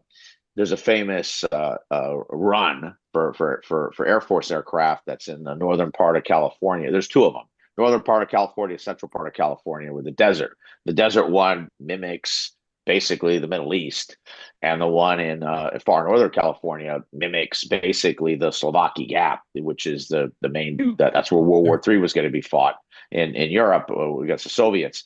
And so that's where he had an accident at night and didn't punch out at the time, was killed. And the next one I want to talk about is Vince. I got Raleigh with his hand up. no, but the number 3 one, Vince. Joan Rivers. I don't care. Okay, Raleigh, go. I just wanted to say that I think that too, to some extent, that Sean's huddle, a lot of that audience is for Sean's show itself, like the Sean Spicer show, and they were never part of Mark's two-way, because when sometimes I would watch the Sean Spicer show, and they were always very anti-Mark's show, and I think that the show he has on, I think like now that Huddle show, some of them watch that show and they go into that YouTube chat, and that's where a lot of that criticism comes from. Oh, quick thing, Raleigh, you're sporting some legit UT gear right there. That's nice. We should front that a little better. But yeah, like I think that's why they're so anti-Mark, because, and they were very anti-Mark on the Sean Spicer show, which is like an evening show that he does. If you ever went into that YouTube show, in that YouTube chat. Yeah, I've been finding, I don't usually go on YouTube chat, and I found the YouTube chat on the Huddle to be quite silly compared to the chats in the Zooms. So yeah, but like that's why it's not that they're not loyal. They were just never part of Mark's show to begin with. Yeah. That's a great point. That is a good point. Bob Barron. Oh, that's fine. Sorry, I was yeah, with regards to that Martin and Lewis thing, it was, I don't know if, especially younger people, and that was way before my time. But if you watch, like, I think you could probably find a biography about Martin and Lewis, a biography episode from back when A&E used to have that show, and people may not fully appreciate just how popular and how insanely popular they were when they broke through, and the movies and the club appearances. But there was some stuff where they were like hanging off of out of balconies and hotels, and they had crowds down there that looked like the Beatles or something. I mean, it was absolutely crazy. But it's hard for me to grok exactly what happened to Jerry Lewis, although it definitely seems like he got awfully bitter later in his life. But I do have a personal story. When I first moved to where I live now, and I was tending bar at a little spot, there was a guy named Jerry, and incidentally enough, Jerry Callahan was his name. Rest in peace, Jerry Callahan. But he used to come in. He lived right across the street. He'd come in and drink draft beers. He was kind of cheap, older retired guy or whatever. anyway, over time, I got to know him, and he had some interesting stories. Now, after knowing him for probably a year, I found out that at one time he had went to New York City as a song and dance man. He didn't tell me this. Somebody else told me this. And so he brought me glossies someday after I started asking him about it.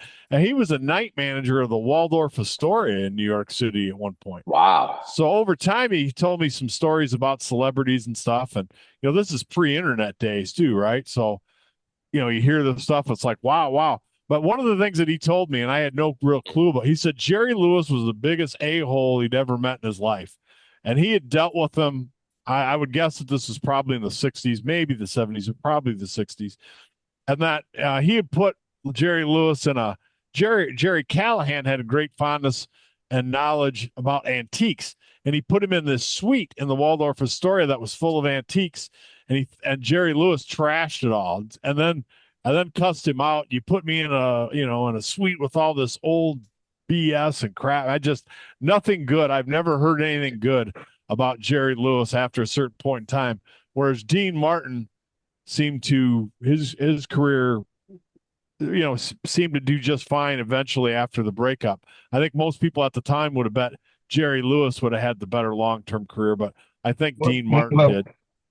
Well, you have to kind of understand that he did the March of Dimes, and that was like everybody continued to love him because he did the March of Dimes. If he didn't do the March of Dimes, I think he would have been seen as just a complete failure. I mean, that's the only thing.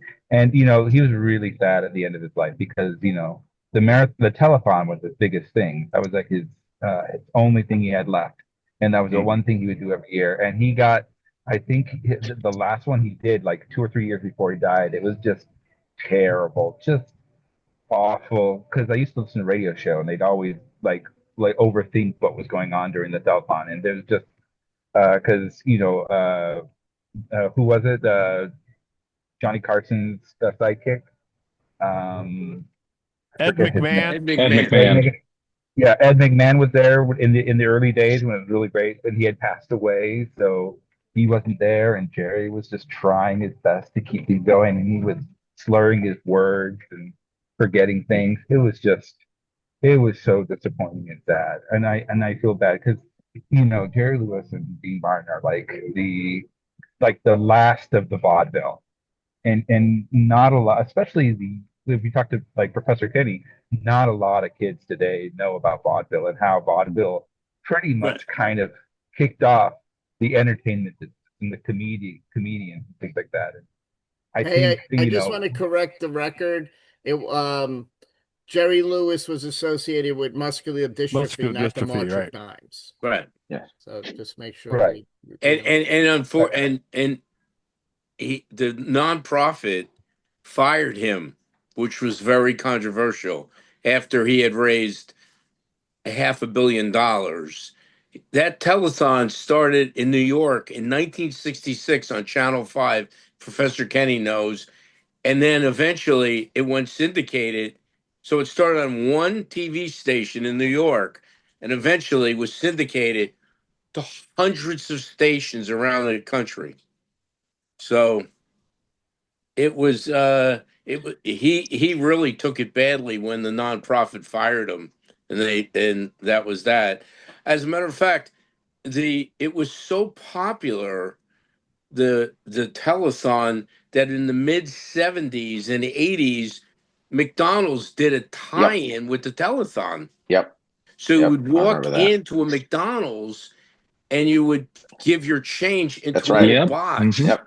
Yeah, I totally forgot that. That's wild. No, I wanted to mention Joan Rivers. So Joan Rivers.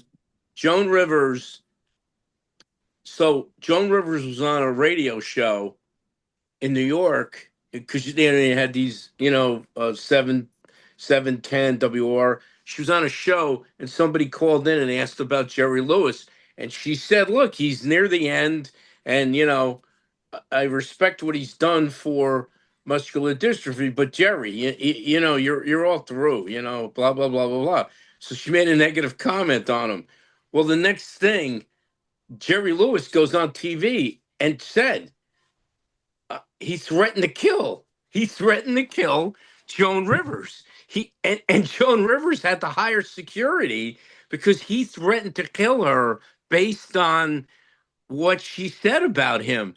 I mean, he was really heavy-handed. He's like, listen, Jones got no talent, and who's she talking about me, what I've done for all these children?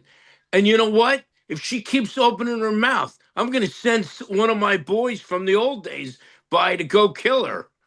He threatened to kill her.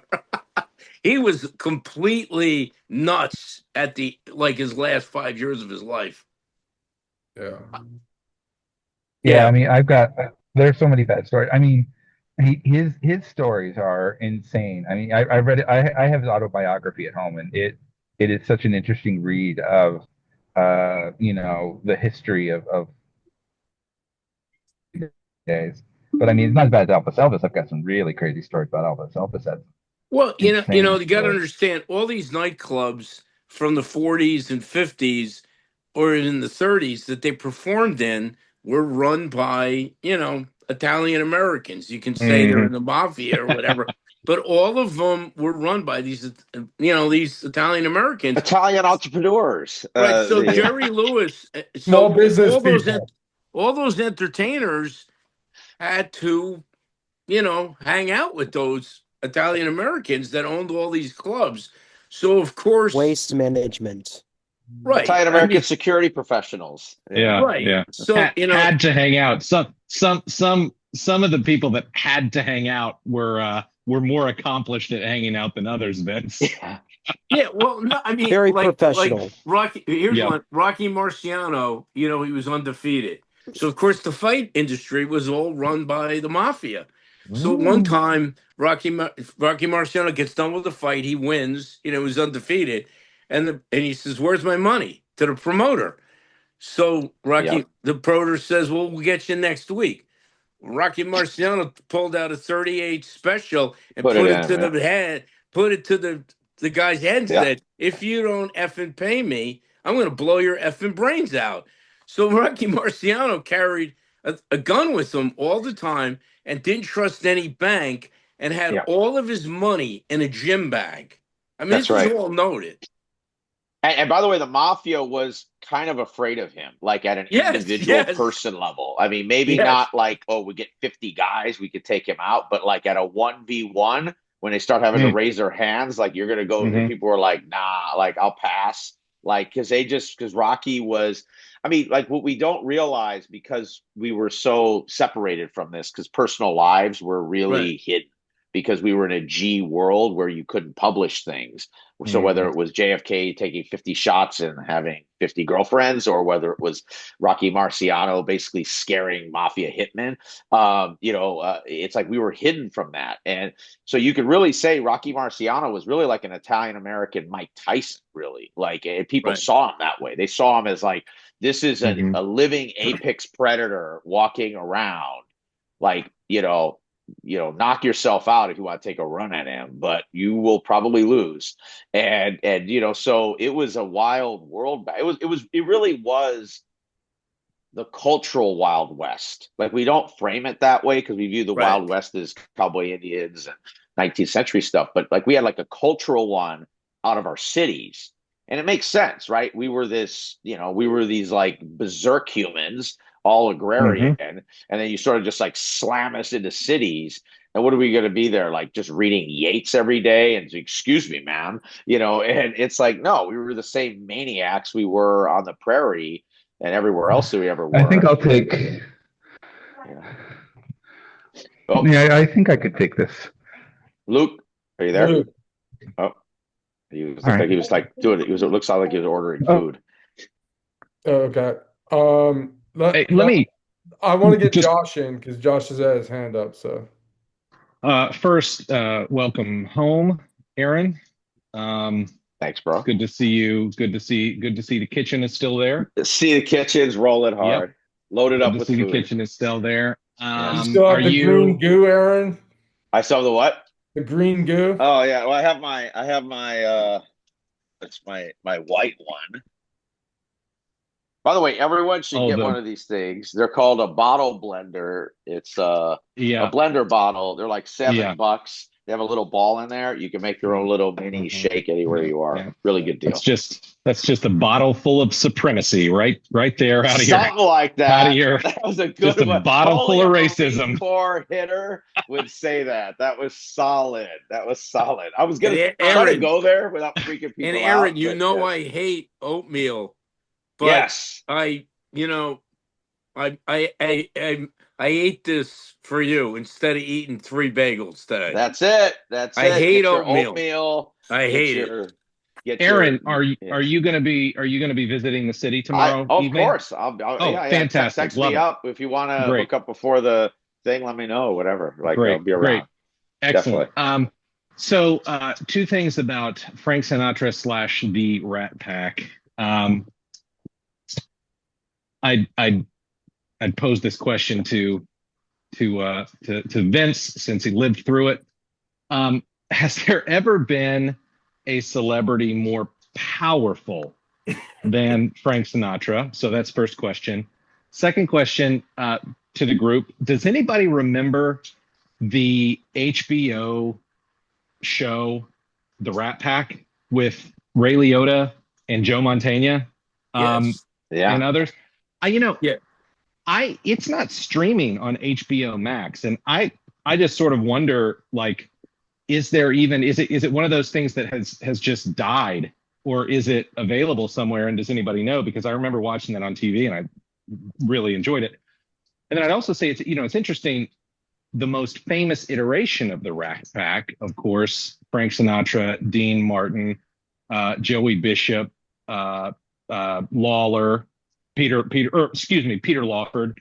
But that got started with Humphrey Bogart. Interestingly enough, also one of my favorite actors.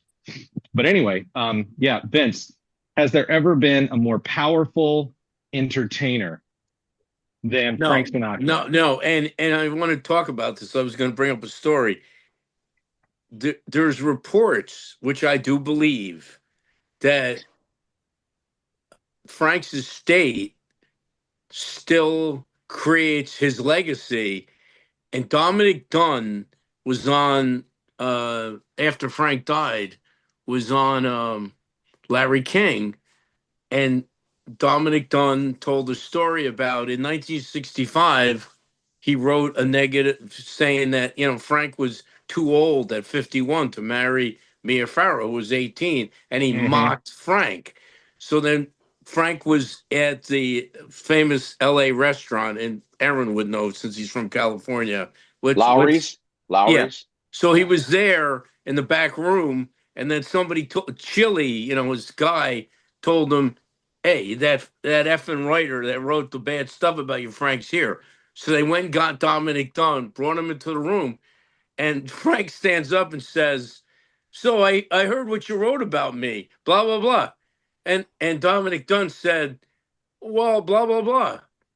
So then Frank just turned and punched him right in the face, Dominic Dunn, and Dominic Dunn just went down to the ground. So years later, after Frank was dead, he's on Larry King, and Larry asked him about the story, and he goes, "I don't want to talk about it." He says, "Well, it did happen. I don't want to talk about it."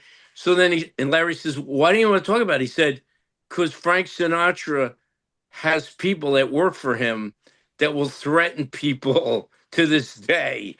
And Did you there get are my people text that message? believe that if you were to that movie, it might be that his estate is not allowing that movie